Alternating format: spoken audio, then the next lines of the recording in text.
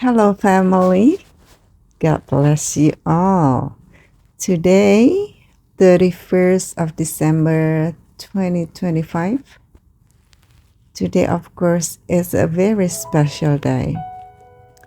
Saat-saat momen terakhir seperti ini, beberapa mungkin lagi menanti, siap-siap pergi ke suatu tempat, nonton TV, nunggu apa yang akan terjadi, bagaimana dengan orang-orang yang ada di New York. Mereka mengakhiri tahun ini. Ada yang plesir, ada yang ke balai kota, milih makanan yang terbaik, siap-siap untuk ke restoran all you can eat, a buffet. Semua memikirkan bagaimana untuk mengakhiri tahun ini dengan baik dan akan mengawali dengan baik pula. Tetapi pertanyaannya, apakah kita masing-masing sudah menjalani tahun ini dengan baik untuk mengakhirinya dengan baik? Mari kita bayangkan seorang inmate yang akan ditembak mati di akhir tahun ini. Ada yang menginginkan makanan terbaiknya. Setelah disediakan, ada yang makan dengan lahap. 2 atau 3 piring bertumpuk-tumpuk, keinginannya yang lama gak pernah dimakannya. Ada yang pengen makan steak, daging, rib. Ada yang pengen fish and chip. Ada yang pengen burger. Ada yang pengen pizza. Atau semuanya jadi satu dimakan di hari akhirnya, makanan terakhirnya. Karena selama ini hanya dikasih nasi setengah matang dan kepala ikan asin aja.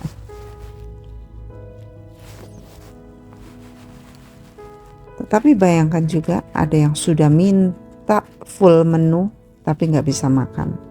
Karena bayangan kematian, entah akan disetrum atau ditembak mati, sangat menghantuinya. Dan dengan tangan bergetar dan ludah yang mengalir, dia tidak bisa masukkan suapan yang ketiga dan seterusnya. Semuanya rasanya pahit getir karena hatinya sudah bleeding. Hari ini kita akan mendalami ayat-ayat yang sangat powerful dari Rasul Paulus, bagaimana dia yang hendak mengakhiri hidupnya di dunia, dia memberikan pandangan kepada kita yang sangat-sangat powerful. Mari kita baca dari 2 Timotius 4 ayat 5-8. Tetapi kuasailah dirimu dalam segala hal, sabarlah menderita, lakukanlah pekerjaan pemberita Injil, dan tunaikanlah tugas pelayananmu. Mengenai diriku, darahku sudah mulai dicurahkan sebagai persembahan, dan saat kematianku sudah dekat. Aku telah mengakhiri pertandingan yang baik. Aku telah mencapai garis akhir, dan aku telah memelihara iman. Sekarang telah tersedia bagiku mahkota kebenaran yang akan dikaruniakan kepadaku oleh Tuhan, Hakim yang adil pada harinya. Tetapi bukan hanya kepadaku, melainkan juga kepada semua orang yang merindukan kedatangannya. Paulus sebagai Bapa rohani kita atau our big brother mengajarkan kepada kita, kepada Timotius, agar saat dia sudah pergi nanti, Paulus mengajarkan kepada Timotius dan kepada kita agar kita dapat menguasai diri dalam segala hal, untuk sabar menderita dan terus memberitakan Injil dan tugas pelayanan.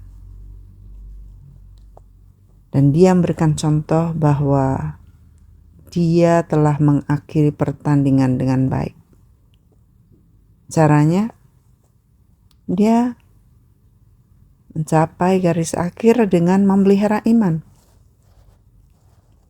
Dan dia siap menerima mahkota kebenaran. Nah, ini diberikan kepada kita juga agar kita yang merindukan kedatangannya atau yang menjalani kehidupan dengan persiapan akan hari akhir, kita harus melakukan hal yang sama. Apakah kita juga sudah melakukan hal yang seperti Paulus lakukan? Sweet memories, kenangan-kenangan yang sangat indah di hati orang-orang, pelajaran-pelajaran yang kita jadi pelakunya. Dari Filipi 3 ayat 10-16, Paulus mengatakan, "Yang ku kehendaki ialah mengenal Dia dan kuasa kebangkitannya dan persekutuan dalam penderitaannya, di mana aku menjadi serupa dengan Dia dalam kematiannya, supaya aku akhirnya beroleh kebangkitan dari antara orang mati." Paulus mengatakan, sebagai persiapan kematiannya, supaya dia nanti bangkit bersama-sama dengan orang-orang kudus lainnya, dia mau mengenal Tuhan dan kuasa kebangkitannya dan bersekutu dalam penderitaannya. Menderita sebagai anak-anak Tuhan, sebagai orang kudus tetap harus menderita, supaya dia serupa, kita serupa dengan Kristus dalam kematiannya.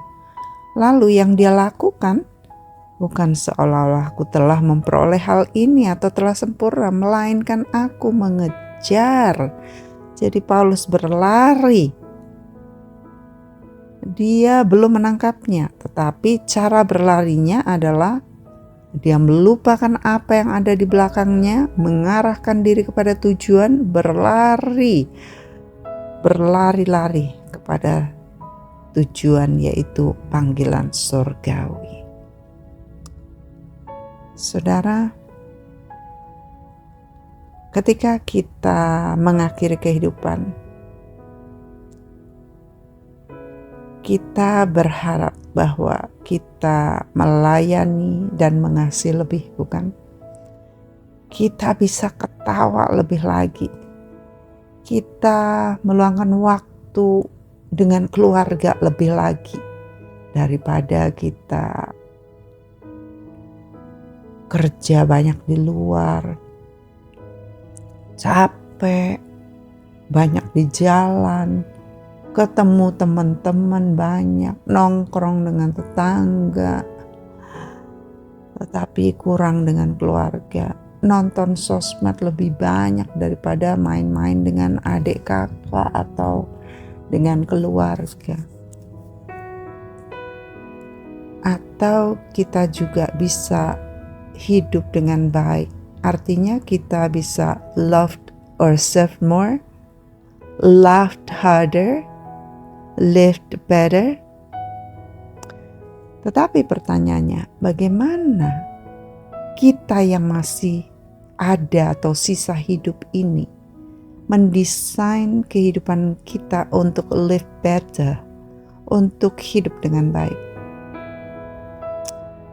Saya mau bertanya kepada saudara dengan serius. Gimana kalau saudara disuruh mendesain kehidupan akhir saudara? How do you design your end? Jika misalnya saudara masih ada waktu 5 tahun, how do you design your 5 years? Kalau 2 tahun? Kalau 1 tahun? Atau kalau 6 bulan? Bagaimana dengan 1 bulan? Bagaimana dengan 2 minggu? The worst. Bagaimana kalau kita hanya dikasih waktu 3 hari?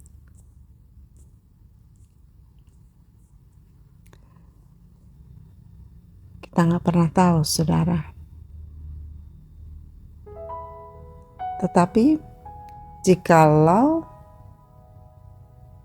saudara sewaktu-waktu dipanggil dalam keadaan yang saudara tidak siap, apakah saudara sudah siap? Wow, ini pertanyaan yang akan sangat menohok kita. Artinya kita harus mempersiapkan diri kita, kematian kita, ending kita dengan baik. Sebagaimana Rasul Paulus, dia mempersiapkan diri dengan baik. Bukan berarti kita mau minta mati dini, bukan. Tetapi kita ini sedang berbicara mengenai bagaimana kita akan menutup tahun ini dengan baik. Tetapi apakah persiapannya baik? Persiapannya sudah baik. Kita selalu berusaha memulai tahun baru dengan baik, New Year Resolution dengan baik, dengan banyaknya perencanaan. Tetapi apakah kita menjalaninya dengan baik di akhir tahun? Saya ingat bagaimana tahun-tahun akhir hidup papi saya. Saya memilih untuk datang meninggalkan semuanya dari Sentul ke Solo untuk melayani papi bersama dengan papi dan melayani jemaat karena adik saya baru meninggal dan mami sudah meninggal 9 bulan sebelumnya. Jadi practically papi sendirian, dan pada saat saya datang papi sudah berusia 76, sudah sakit, minum obat terus, dan saya tahu, Roh Kudus kasih tahu saya waktunya hanya 2 tahun. Saya juga agak deg-degan, tetapi saya menyiapkan setiap momen dengan pikiran akhir gitu ya, with end thought gitu. Saya sempat membantu mempersiapkan di akhir ending sebelum kepergian papi. Saya bersyukur ketika saya melayani the best. Saya masakin salmon beberapa kali karena saya tahu papi suka dan papi butuh ya untuk kesehatan tubuhnya. Memilihkan buah-buah, sayur-sayur yang terbaik buat papi. Membawa papi ke rumah sakit. Dan saya berusaha untuk ngajak makan di mall, ya, di rumah makan. Beberapa kali saya berhasil gitu, karena sulit banget untuk ngajak papi keluar. Dan saya beliin baju, jas, celana, kaos-kaos harian yang udah bolong-bolong papi suka pakai, tapi saya beliin yang enak nyaman gitu. Saya bilang, "Pak, boleh nggak tukeran nih?" Saya yang bolong-bolong, papi ketawa, "Enggak lah papi, enak ini." Tapi satu kali papi kasih tips, "Ya udah kamu ambil aja diem-diem gitu, ditukerin." Karena saya juga tahu bahwa papi suka berkebun, ya walaupun udah nggak bisa banget. Jadi waktu itu saya sempat beliin alat berkebun. Lalu satu kali pas ulang tahun atau ulang tahun dari salah satu dari kami, saya minta papi untuk rayain, "Yuk pap, kita keluar karena selfie ulang tahun, yuk," gitu. Papi mau, "Yuk pap, keluar lagi karena ini dan itu." Dan saya menyempatkan untuk ke mall, untuk deket banget jalan, bisa beliin papi sepatu yang papi bisa milih sendiri. Jadi saya bersyukur bahwa saya membantu mempersiapkan di akhir ending sebelum kepergian papi. Bahkan beberapa ada keputusan-keputusan yang sulit yang saya berdiri untuk papi, dan saya tahu walaupun itu sulit bagi hati saya untuk tegas kepada papi, tetapi saya bilang di hati saya, dan saya juga bilang kepada papi, "Pap, walaupun Mac keras ya tegas kepada papi, Mac berdiri untuk papi, Mac tahu bahwa kita sama-sama akan bersyukur dalam kekekalan. Kita nggak akan rugi, nggak akan nyesel." Dan betul 2 tahun kurang 2 minggu ya, papi dipanggil di minggu pagi, dan itu sudah 2 kali papi kuning wajahnya, bengkak gitu ya, dan itu adalah kali yang ketiga, dan papi tidak bisa ikut di minggu pagi. Saya tetap melayani, dan sesudah melayani papi jatuh dan dinyatakan meninggal.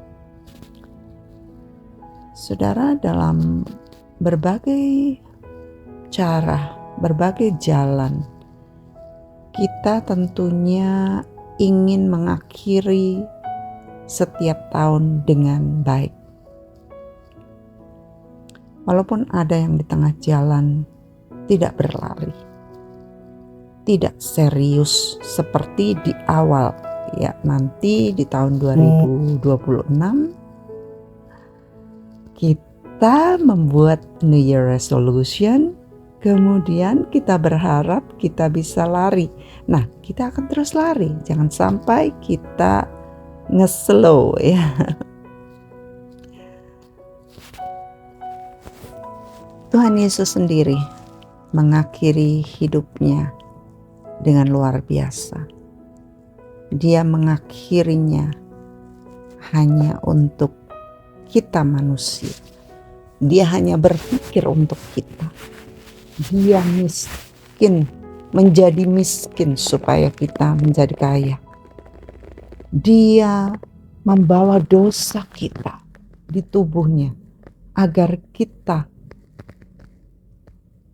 tidak lagi berdosa, tidak lagi harus menanggung dosa. Dia mati agar kita hidup, dan hidup dalam segala kelimpahan. Well, none of us have arrived like Jesus, but we all push forward, yeah? We are not yet complete, but we are maturing. Kita semakin dewasa dalam iman, dalam penghasilan buah kehidupan kita. Mungkin beberapa dari kita masih banyak tahun-tahun yang akan kita jalani. Dan jangan kecil hati, jangan menyerah. Don't lose sight of the prize. Jangan sampai kehilangan pandangan untuk beroleh hadiah itu. Orang yang bertanding, dia akan bertanding secepat-cepatnya untuk memperoleh hadiah yang di depannya. Be patient, be persistent. Lupakan apa yang sudah di belakang saudara, kegagalan-kegagalan, dan menjalani dengan a fresh start lagi. Keep going. Kita selalu punya harapan di dalam Dia yang telah memberikan kehidupan bagi kita. Wahyu 21 ayat 1-8. Lalu aku melihat langit yang baru dan bumi yang baru. Sebab langit yang pertama dan bumi yang pertama telah berlalu, dan laut pun tidak ada lagi. Dan aku melihat kota yang kudus, Yerusalem yang baru turun dari surga, dari Elohim, yang berhias bagaikan pengantin perempuan yang berdandan untuk suaminya. Lalu aku mendengar suara yang nyaring dari tahta itu berkata, lihatlah, kemah Elohim ada di tengah-tengah manusia dan ia akan diam bersama-sama dengan mereka.